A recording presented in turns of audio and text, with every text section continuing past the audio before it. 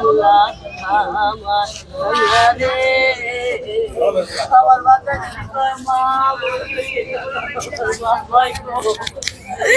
আমার সন্তান যদি বড় হইয়া কয় মা মা গো আমার বাবাই গো মা, তখন আমি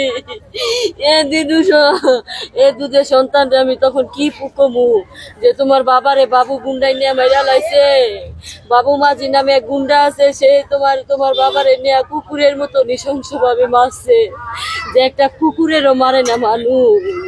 আমার মায়েরা যখন আমার মেয়ের এখন কিছু বোঝে না, একটু বড় হইলে কবো মা আমার বাবাই গো মা, তখন আমি কি জবাব দিব কর? আমার তিনটা বাচ্চা আমি নিকো হয়ে যাবো লইয়া, আমাকে তো আর কেউ নাই, আমি তিন বাচ্চা লয়ে কই যাবো? একটা হাত কাটতে ফালাইতো, একটা পা কাটতে ফালাইতো, একটা চোখ উঠাই ফালাইতো।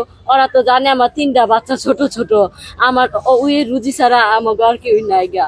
আমি ওরে লইয়া ভিক্ষা করে দরকার পড়লে খাইতাম, এবং নৃশংস ভাবে মারলি কে আরে তোরা? আমার স্বামীরে তোরা ফিরাই দিতি। এই বাচ্চাটির মুখের মিচাইয়া তুই ওগো জান ভিক্ষা দিতি। আমার বাচ্চারা কি এমন অপরাধ করছিল?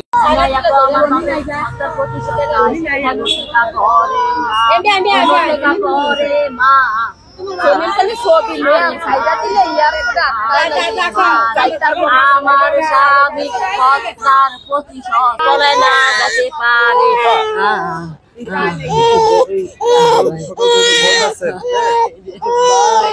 আর কত কমরে ভাই কে তো আসামি ধরে রান্না দিতে পারতেছে না রে ভাই। উয়ে যাইব গা পলাইয়া, উয়ে বিদেশ যাইব গা, ইটালি পলাই যাবো গা ভাই, খুনতেছে আমার জামের করে যাবো। আর কত কমরে ভাই, আমার বউটা আমার তিনটা সন্তান এতিম করে আলাইলো, উয়ে আমার তিনটা সন্তান এতিম করে আলাইলো ভাই। আমি আর কত কমরে ভাই, আমি আর কত ভাই, আমার তো আর কিছু অন্যায় রে ভাই। আমার সন্তানরা কি অন্যায় করছিল রে ভাই? উই অন্যায় করছিল, ওর একটা হাত কাটটা লাইতি, ওর একটা পা কাটটা লাইতি, ওর একটা চোখ কুকুরটা লাইতি, আমার বুকেরটা আমার সন্তানও গো ভাগ্য হালাইতে যাইতি। আমি ওরে ভিক্ষা করে না খাওয়াইতাম, অনেক কষ্ট করে খাওয়াইতেছে, আরো কষ্ট করে খাওয়াইতাম, মানুষের দুয়ারে দুয়ারে ভিক্ষা করে খাওয়াইতাম। তুই কেন আমার স্বামীর এমন অত্যাচার করে মারলি? একটা মানুষের যে মুখেরা মারতে পারে কেউ না দেখলে বলতে পারবো না স্যার, এরকম নৃশংস ভাবে কইরা কেউ কেউ মারে? ও কি মানুষ? ও কি মানুষ? ওই জানে আমার তিনটা অবুঝ সন্তান, আমার একটা দুধের বাচ্চাও আছে। এই বাচ্চায় বড় যদি কয় মা আমার বাবাই কি হয়ে মরছে, তখন আমি কি প্রশ্নের উত্তর দিব? বাবা বাবু খুনি নিয়ে তোর বাবাকে মাইরা লইছে বাবা। আমার মাইয়া এখন কিছু বোঝে না, আটটু বড় হইলে কইব বা আমার বাবা কো মা সবার বাবারে দেখি, তখন কি আমি কমু বাবুর মতো একজন খুনি নিয়া তোর বাবাকে নৃশংস ভাবে কুকুরের মতো কোপায়া পিটাইয়া মারছে? কোন বিষয়টা জানতে পারলেন এবং কি কারণে এই ঘটনাটা ঘটলো, কয়টার দিন ঘটনা ঘটছে এই বিষয়টা? কয়টা দিকটা বলতে পারি না, আমরা আনুমানিক 12টা বাজে কোনো আমি খবর পাইছি, আনুমানিক 12টা বাজে খবর পাইছি আমার বাইরে মেরে লেছে, বাবু মারছে, বাবুর সাঙ্গবাঙ্গ যারা আছে মারছে। কি জন্য মারলো এই বিষয়টা আপনারা আসলে? দীর্ঘত মনে হয় 1997 সালে আমার বাবারে মনে হয় ওর ভাইয়ের শিপন মাঝি মনে হয় মারছে। মারার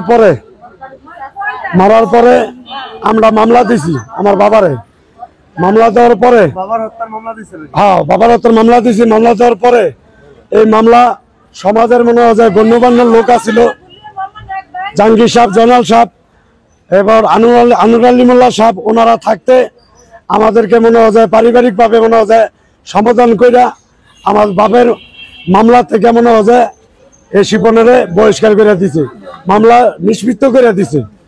ওনারা মনে হয় গ্রামের অভিভাবক হিসাবে আমাদেরকে মামলা থেকে মনে হয় ই করে দিছে শিপনের, আমার বাবার হত্যার মামলা থেকে। দীর্ঘ মনে হয় কয়েক বছর পরে শিপনের বিভিন্ন জায়গায় মনে হয় সন্ত্রাসী কর্মকাণ্ড করত, বিভিন্ন জায়গায় মনে হয় মাগিবাজি করত, বিভিন্ন জায়গায় মনে হয় মহিলাদেরকে ঘর থেকে ধরে আইনে মনে হয় এই নির্যাতিত করত।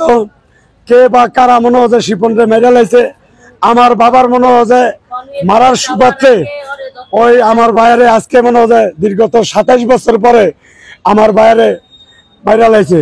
এই শিপন মার্ডারের আমাকে মামলা দিয়া শিপন মার্ডারের দীর্ঘত 17 বছর আমরা জেল হাজত খাইটা যখন আইসা পড়ি, তখন আবার ফিরা মনে হয় যে এই সাবেক অভিভাবক যারা জয়নাল হোসেন মোল্লা, জাহাঙ্গীর হোসেন মোল্লা, ওনারা অভিভাবক হইয়া আমাদেরকে সবারকে একখানা করে মিলমিশ করে দিছে, বলছে যে তোমরা আর মনে হচ্ছে হইতেছে মারামারি হানানির দেশ, ওইখানে আর যাইও না, তোমাদেরকে চাকরি বাকরি আমরা দিয়ে দিব, তোমরা মনে হয় ওইখানে থাকবা। ওনার কথার সুবাদে আমরা সব ভাই ওনার মনে হয় কথার মাধ্যমে আমরা চাকরি বাকরি করতেছি। আমার এই যে এবারে মার্ডার করছে এই ভাই আমার শ্বশুর বাড়ি থাকতে ওর শ্বশুর বাড়িতে থাকতো। ওর শ্বশুর বাড়ির থেকে পরিকল্পিত ভাবে শ্বশুর বাড়ির মনে হয় একজন লোক নাম লেগে কি জানি স্বাধীন, এই স্বাধীন মুন্সিরে ফিটিং করে নিয়া এই সানামাজির শ্বশুর বাড়ি থেকে নেওয়া এই বাবু মাঝির বাইক নিয়ে আমার বাইরে পরিকল্পিত ভাবে নিঃসঙ্গ ভাবে হত্যা করছে।